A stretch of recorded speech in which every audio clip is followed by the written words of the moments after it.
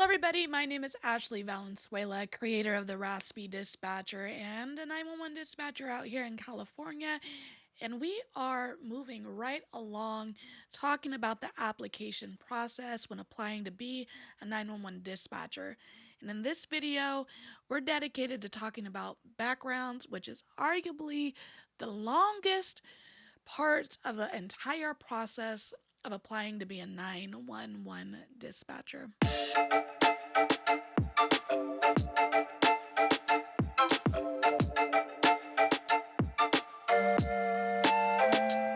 So typically, you are entering the backgrounds portion of this process after completing an interview and a pre-employment test. In my opinion, if you're being put into backgrounds, it is a good sign. It means they want you because there's a few things that's happening when you're put into backgrounds. They are now making a financial investment in you. They pay for this background process. So as long as you can make it through this process without lying or admitting or failing to tell the truth, there is a good chance you will receive an offer of employment. But this is also the part of the process where a lot of folks fail out.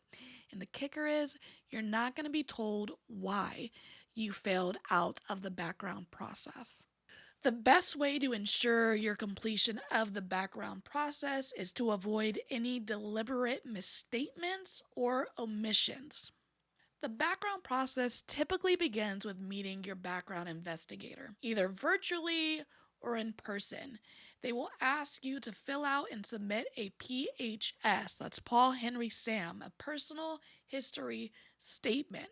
You'll sign a few waivers, you'll be given this PHS, and it's thick. I mean, it's a 20, 30-page document front and back where they're asking for your life's history, typically covering the span of the last 10 years. A few things to keep in mind, and probably is one of the reasons you're not told why you failed out of the background process, is that departments share this information with each other. For example, my agency that I currently work at most likely contacted my previous agency asking them about the background process that I went through with them. For example, if I told my previous agency that I never ran a red light, and then I tell the agency that I am applying for that I have ran a red light, those discrepancies are going to be highlighted through your background process. So it is important, if you are applying to multiple agencies, that you are being truthful and you are being consistent with what you are putting on your PHS. For me, I keep a copy of my PHS. And if I am ever applying for another agency that requires me to fill out that information, I just continue to put the same information on because A, it's the true information, and B, I'm staying consistent. So that is tip number one. Keep a copy of your PHS once you do it, because it's going to take a lot of work to get all that information, especially over the span of going back 10 years. You don't want to have to continue to do that footwork every time you want to apply for a new opportunity. So keep a copy of your PHS once you fill it out to submit in your background process. So what is in the background paperwork? Everything.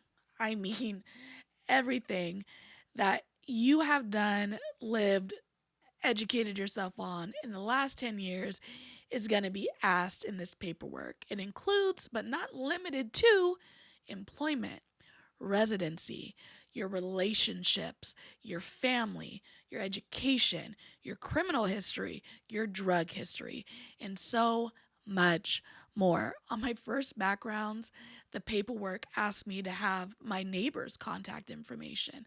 Now, I didn't know all my neighbors, and you might think, I don't know them, so I'm not going to be able to provide their information. My personal history paperwork on it said if you do not know your neighbors, knock on the door and introduce yourself. So there is no reason to not provide information. They are expecting you to have to do a little work to answer some of these questions that they are asking you. But Ashley, it's been 10 years. I don't know the number or the address or blah, blah, blah of where I worked when I was, X years old. I get it. It is a task to gather all this information. But if you're unable to locate the information, you just need to be able to provide the steps. I did XYZ and I'm still unable to answer this question. But you're just going to have to be able to present a reasonable explanation as to why something is being left off this packet. Again, you want to be honest and truthful without deliberate misstatements or omissions. And remember, the backgrounders do this every day with every applicant. Their job is to find the reasonable explanations versus the lack of trying, or you can't find a contact for the job where you had the problem with the boss.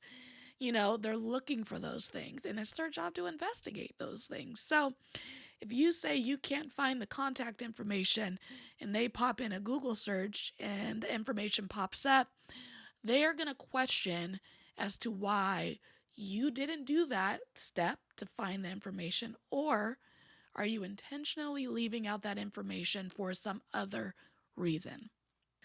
Tip number 2, backgrounders are human. Every backgrounder is human. They have been a teenager, a 20-year-old college student, so on, so forth. Don't admit the truth about the harder things it might be to admit.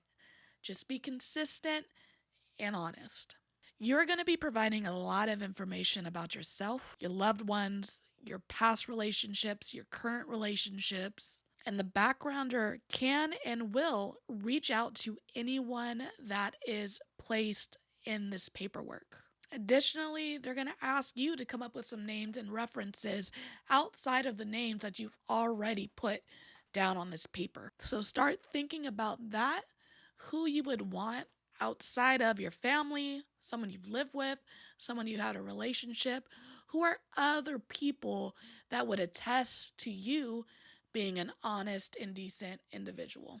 Tip number 3, let your people know that you're including them on this background paperwork. This is the part of the process that takes the longest, is each backgrounder has to make contact with a certain number of people depending on their policies and standards with the department. So if they say they need to talk to 10 people that can attest to the things that you are putting on there to be true, and they only hear from 5 of them, your background's going to be held up.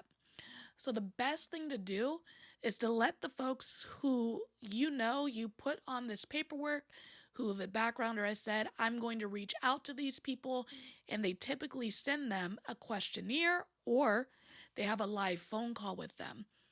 Let them know to be looking out for that, to be checking your spam folder, to be answering calls, maybe unknown numbers, and to respond back in a timely manner.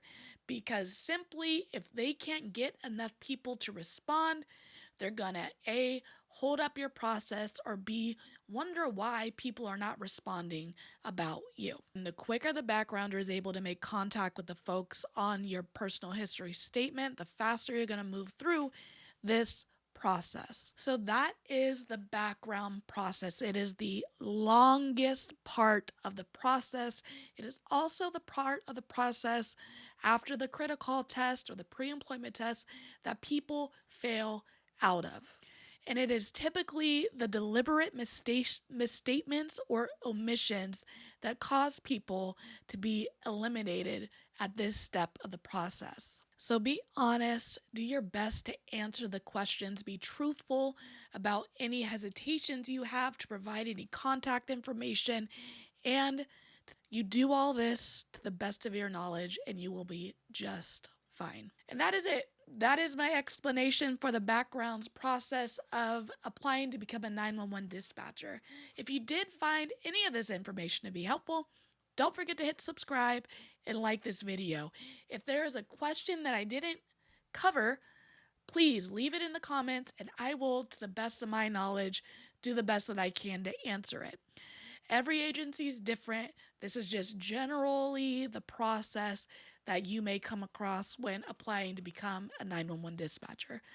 The world needs more dispatchers, so apply and hang in there. It's a long process. Until next time, stay raspy, everybody.